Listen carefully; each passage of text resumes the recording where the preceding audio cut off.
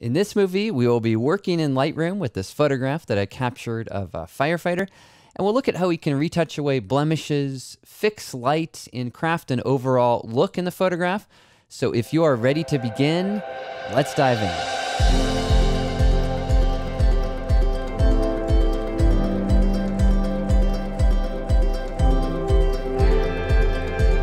Hello friends, this is Chris Orwig. Welcome to my weekly series where I share with you some tips and tricks which will help you to capture and create better photographs. Now in this week's episode, we are here in Lightroom. We'll be working with this photograph that I captured of a local firefighter. And I have so much respect for these men and women who do this work. And so I'm really excited to work on this image and to finish it off and then share it on Instagram. So I want to go through the overall process, start to finish on doing that. Now, as far as the capture goes, there was one light. I was using a ProPhoto B10 with a large umbrella with diffusion, just adding a little bit of that accent there. And the whole ambient light was much brighter, so I wanted to darken all of that down and create a little more drama.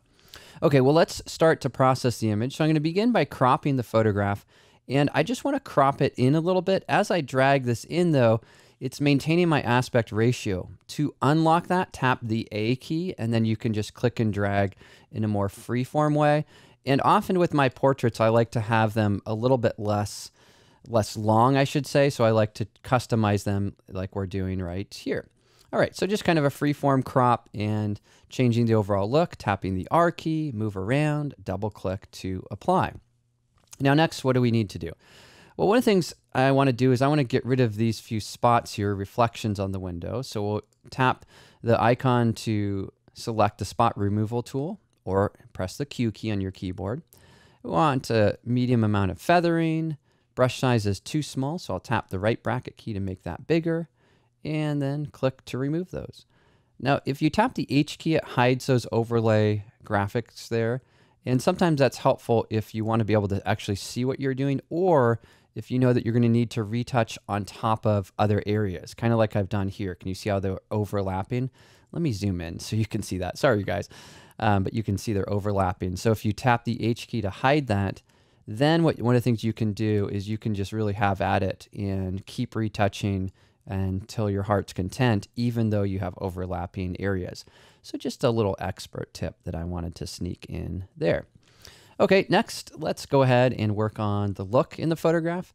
The exposure is a little bit too down. You can kind of see from my histogram, it's sort of leaning way over here. I don't have a lot happening up here, but as I increase my exposure, can you see how it's sort of spreading things out a little more evenly? Then I'll boost that contrast. Now highlights, they're too hot on the face, so I'm going to drop those down. You can also tap the J key.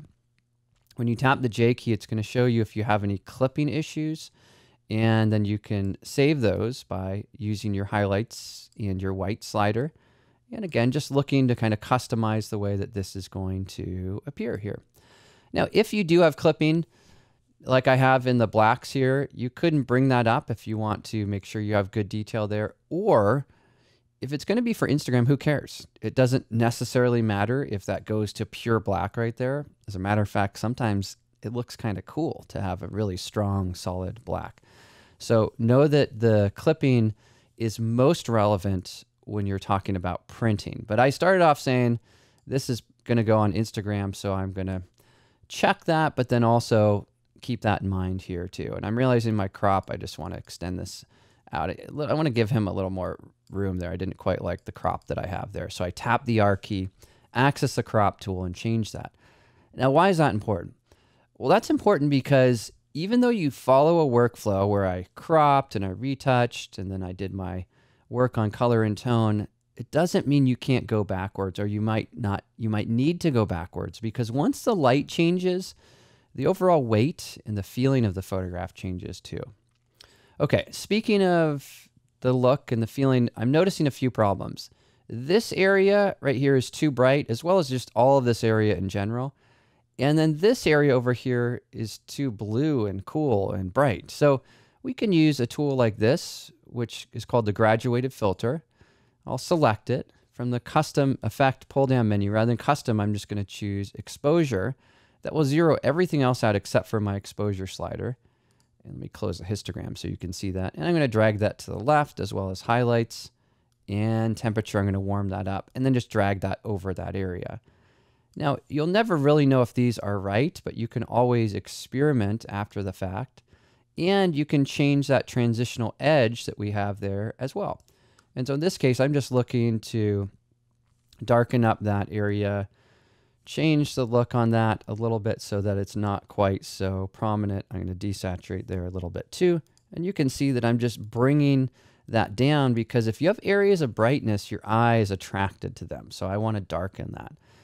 Now, speaking of that, I could also do one more of those. So I'm going to click New. And again, I'll go to Exposure, and I'm just going to drag it out right here and drop that down for that top corner.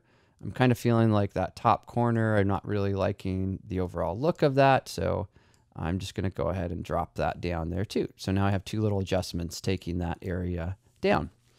Okay, what else are we going to do with this photograph? So a lot of times at this point, you just want to ask yourself, well, what's standing out? What can I do to make this better? Sometimes that means once you make those adjustments, just going back to your basic panel and saying, well, yeah, maybe we should add a little snap, a little superhero type of look to that. That always looks good with athletes or heroes. These are the true heroes, right? So I'm going to do that. Highlights are too strong. Bring a little more of my shadows. And then let's bring up some color here and kind of have more of a snap. Can you see the image emerge? And can you see how part of the process really is making some adjustments, paying attention to your gut feeling? What do you want to change? How do you want to change it? Now that I'm doing this, there are a couple of spots on the fire truck I want to get rid of. So go back to my spot healing brush, tap the left bracket key to make that smaller, and I'm just going to click on those little areas there. And a lot of times what it's about is really simplifying the image so that nothing is detracting from our subject. So in this case, I'm just looking at little reflections, little things where I retouched away. I feel like it's not quite dark enough, and any issue like that.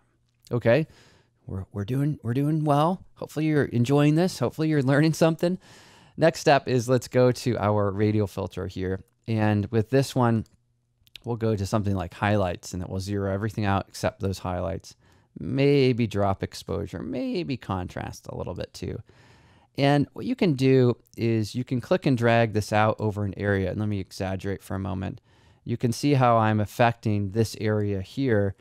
Now, one of the things that you can do is if you're affecting the wrong areas, you have this invert option down below. If it's affecting everything but the area that you want, you can always click on that little icon right there, and that will flip that around. So another way, if you want a shortcut rather than clicking, it's the apostrophe key, flips those back and forth.